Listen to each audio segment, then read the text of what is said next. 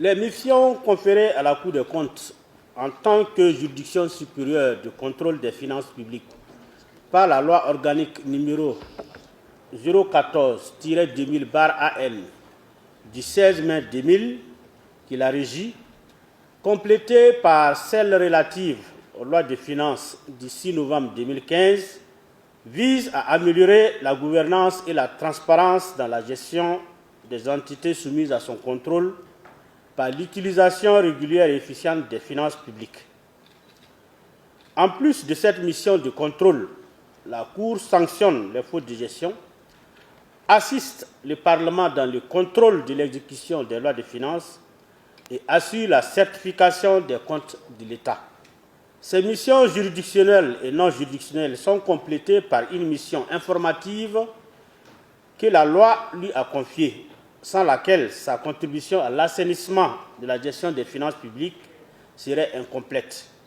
Le rapport général 2022, qui est au centre de nos échanges de ce jour, entre dans le cadre de cette mission informative. En effet, l'article 128 de la loi organique numéro 014-2000/AN du 16 mai dispose que, je cite, « Tous les ans, la Cour examine les observations faites à l'occasion des diverses vérifications effectuées pendant l'année précédente et forme, avec celles qu'elle retient, un rapport. Ce rapport public, qui peut suggérer toute réforme jugée nécessaire, est remis au président du FASO et publié au journal officiel. Cette remise du rapport public au président du FASO intervient généralement avant la fin du mois de décembre de chaque année. Et dans ce sens, le présent rapport public adopté le 20 septembre 2023 devrait être remis en fin d'année 2023. Mais compte tenu du calendrier très chargé du président de la transition chef de l'État, cette remise n'a pu être effectuée à bonne date. C'est le 16 février que nous avons remis le rapport public. Au titre de l'année 2022, le présent rapport public qui fait la synthèse des activités non juridictionnelles, constituées essentiellement des audits et contrôles, des certifications et autres émissions d'opinion sur des états financiers, se structure en 5 chapitres qui s'articulent autour du fonctionnement et des perspectives de la Cour, du contrôle de l'exécution des lois de finances RG6 2021, du contrôle de gestion des collectivités territoriales, du contrôle de gestion des projets de développement financés sur ressources extérieures et autres organismes soumis au contrôle de la Cour, et des propositions de réforme, recommandations en lien avec la relecture des textes. Le chapitre préliminaire présente les missions et attributions de la Cour, ses ressources, c'est-à-dire les ressources humaines, les ressources pour son fonctionnement et les ressources matérielles, l'état de sa coopération au niveau national et international, ainsi que ses défis et perspectives. Le chapitre 1 traite de la mission d'assistance de la Cour au Parlement. Cette partie fait une synthèse du rapport sur le contrôle de l'exécution des lois de finances RG6 2021. À ce niveau, la Cour a noté que les prévisions définitives des recettes du budget général ont été établies à 2131 983 415 000 francs CFA et les dépenses à 2672 783 522 000 francs CFA. Celles des comptes d'affectation spéciale, équilibrés en recettes et en dépenses, ont été de 161 831 825 349 francs CFA en recettes et en dépenses.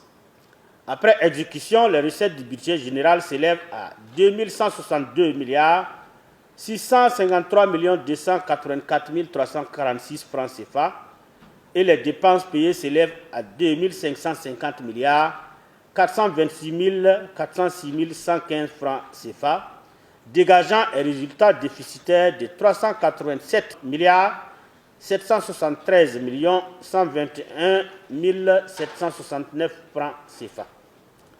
Au titre des comptes d'affectation spéciale, l'exécution fait ressortir des recettes encaissées de 98 milliards 352 378 716 francs CFA et des dépenses payées de 102 milliards 231 519 970 francs CFA, avec un report de 90 milliards 721 715 336 francs CFA, soit un résultat excédentaire de 86 milliards 722 574 082 francs CFA.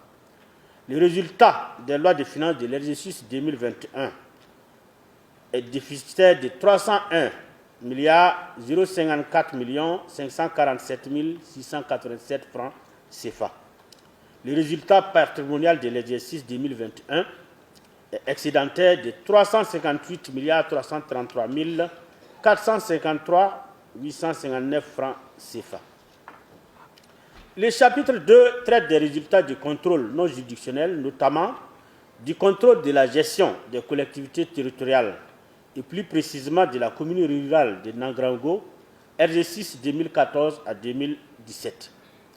Ce contrôle a permis de relever la difficulté pour la commune à se conformer à l'organigramme type des communes rurales, les irrégularités persistantes dans la situation administrative des régisseurs des recettes et à l'application des textes sur leurs droits, le non-respect de la nomenclature des pièces justificatives des dépenses, la non-justification de plusieurs dépenses effectuées, le manque de planification et de suivi des marchés publics passés par la commune, entraînant des infrastructures mal réalisées et la mauvaise tenue des comptabilités administratives et des matières pouvant occasionner la disparition du patrimoine de la commune.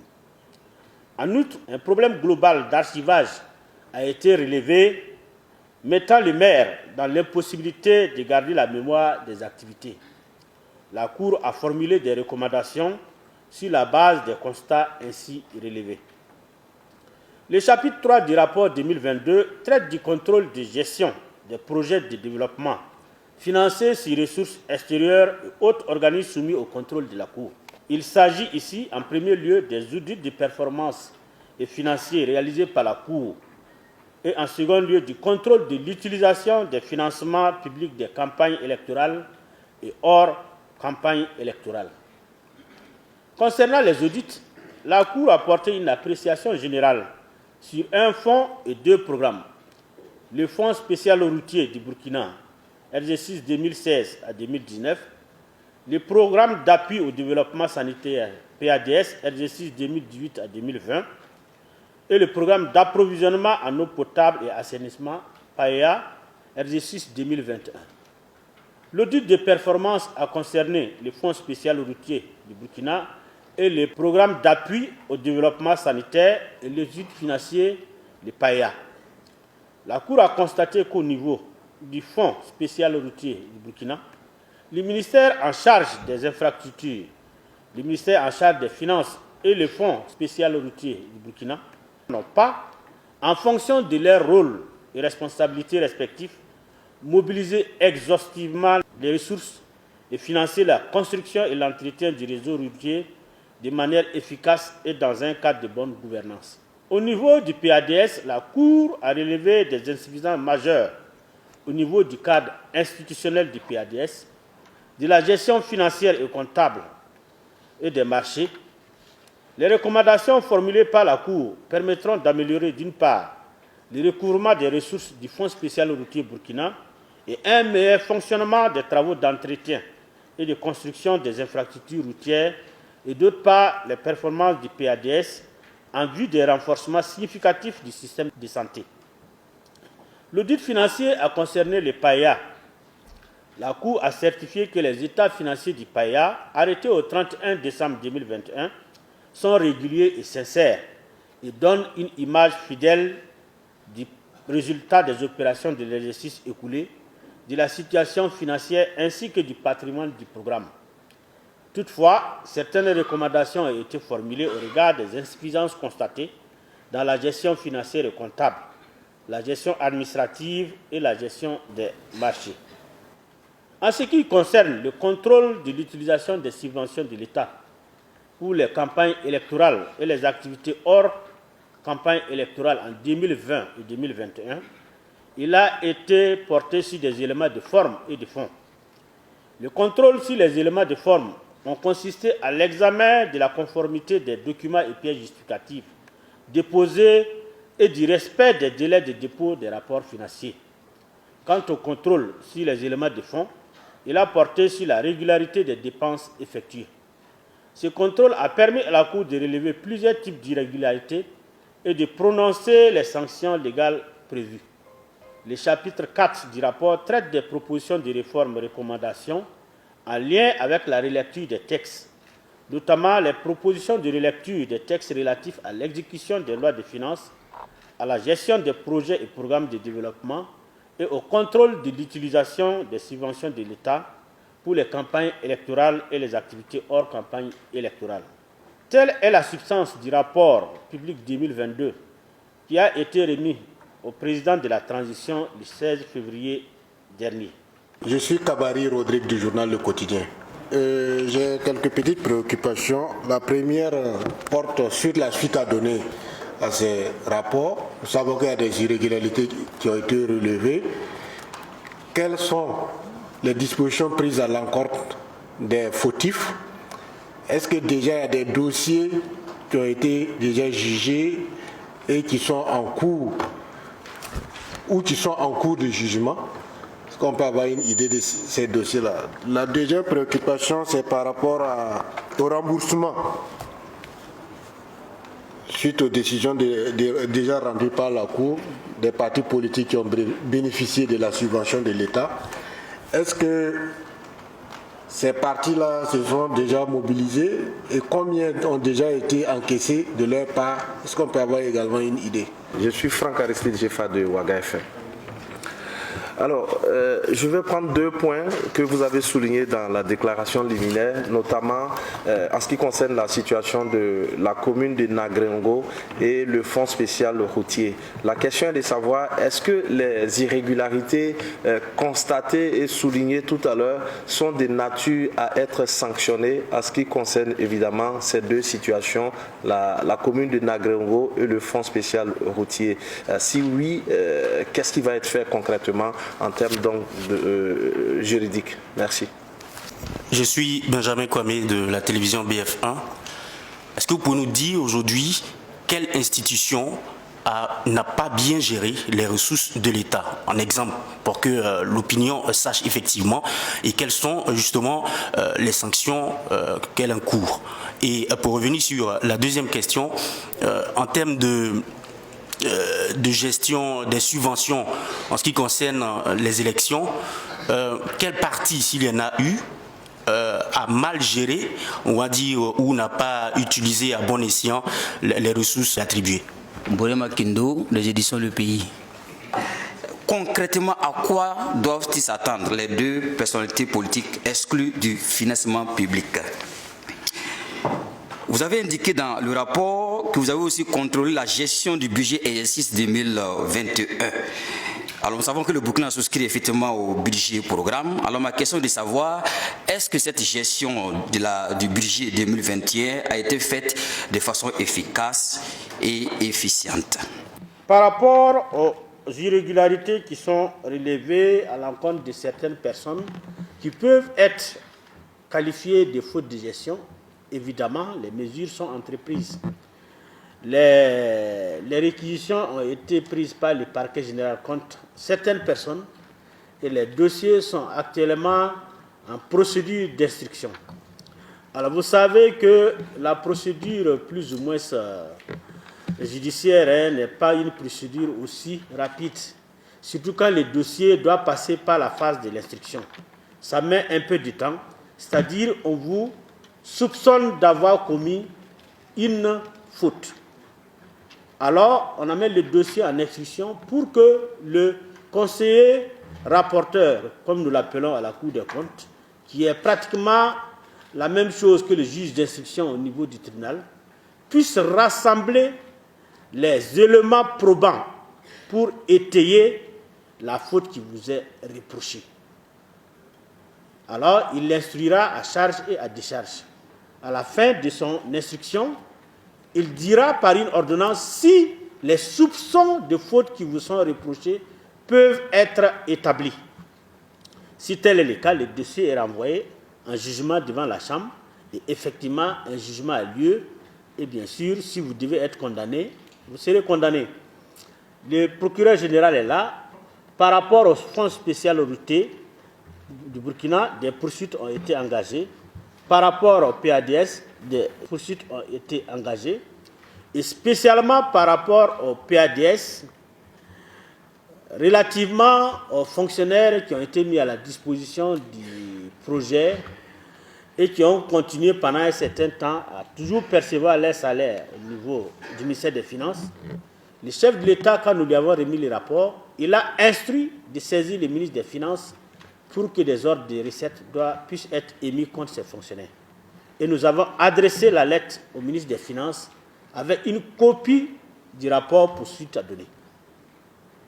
Et le souhait serait que dans tous les projets et programmes où cela s'est passé, ça puisse être ainsi. Voilà, il n'y a pas de raison que vous êtes fonctionnaire de l'État, vous êtes mis à la disposition d'un projet. La loi dit avant d'aller là-bas, il faut qu'on arrête de vous payer. Donc vous allez là-bas, vous avez un salaire là-bas, vous continuez à percevoir votre salaire. Donc ça fait double salaire. C'est de l'indu que vous percevez, il faut que vous remboursez ça. Alors, remboursement des subventions accordées aux partis politiques. Évidemment, ceux qui ont été condamnés à rembourser ce qu'ils ont reçu et qui n'ont pas pu justifier, ils vont les rembourser. Le parquet général est là. Le parquet général est chargé de suivre l'exécution des décisions de la Cour. Il va rentrer en contact avec éventuellement le ministère des Finances pour voir ce qui peut être fait pour le recouvrement de ces subventions qui ont été accordées et qui n'ont pas pu être justifiées. Concernant la commune de Nangrongo, toutes les irrégularités qui sont relevées dans un contrôle ou bien dans un audit, qui peuvent être constitutifs soit de fautes pénales ou bien de fautes de gestion, peuvent être poursuivies. Et je dis que ces derniers temps, les poursuites sont engagées parce que le parquet général a été étoffé en personnel. Donc, ils sont maintenant assez nombreux pour examiner tous les rapports d'audit qui leur sont transmis et éventuellement détecter les sanctions pénales et les fautes de gestion qui sont commises pour les poursuivre. La Chambre de discipline budgétaire est là. Elle peut vous dire qu'actuellement, elle est surchargée de dossiers en instruction. Et nous avons actuellement 2 dossiers qui sont programmés en jugement. Il y a eu une première audience, les dossiers ont été renvoyés, mais je viens de signer encore des ordonnances pour encore reprogrammer ces dossiers pour les prochaines audiences. Nous espérons d'ici quand même la fin de l'année 2024 juger un certain nombre de dossiers de faute de gestion. Quelles institutions n'ont pas bien géré les ressources de l'État? Bon, nous ne pouvons pas vous indexer une institution de façon spéciale, mais il faut dire que dans toutes les structures où nous sommes passés, si dans certaines structures, la gestion est assez bien appréciée, il reste et demeure qu'il y a toujours 1 ou 2 irrégularités qu'on relève. Ça dépend des structures. Si dans une structure, les irrégularités relevées peuvent être graves, comme on le dit, dans une autre structure, les irrégularités peuvent être moindres. Et pour même les corrections, ça peut ne pas entraîner des efforts assez particuliers. Il suffit peut-être d'un bon suivi du responsable de la structure pour que les choses reviennent dans l'ordre. Gestion des subventions des partis politiques. Quel parti? C'est ça, quel parti n'ont pas justifié? Bon, vous avez les rapports. Hein. Dans les rapports, il y a des annexes qui ont été joints. Ces annexes donnent les détails de tous les partis qui ont reçu des subventions, de ceux qui ont justifié en temps ou en retard et quelles sont les sanctions qui ont été prises à l'encontre des différents partis, des différents candidats et formations politiques. Fonds spécial routier du Burkina et PADS, il y a des fautes de gestion qui ont été relevées et les dossiers sont en instruction. D'ici là, nous aurons la suite. Alors, les deux personnalités politiques sont exclues des subventions. Alors, quelle est la suite? Oui, j'ai vu, vous parlez certainement de Ablassé Ouedraogo et de Tahirou Bari.